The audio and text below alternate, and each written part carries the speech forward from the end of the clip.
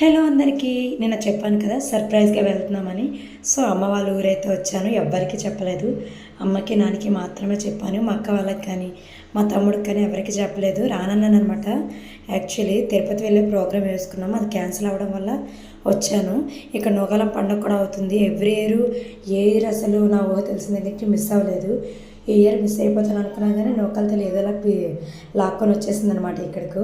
మా ఆయన సడన్గా టికెట్స్ బుక్ చేసి నాకు షాక్ ఇస్తే నేను సడన్గా దిగి మా అక్క వాళ్ళకి అందరికీ షాక్ ఇచ్చాను అనమాట.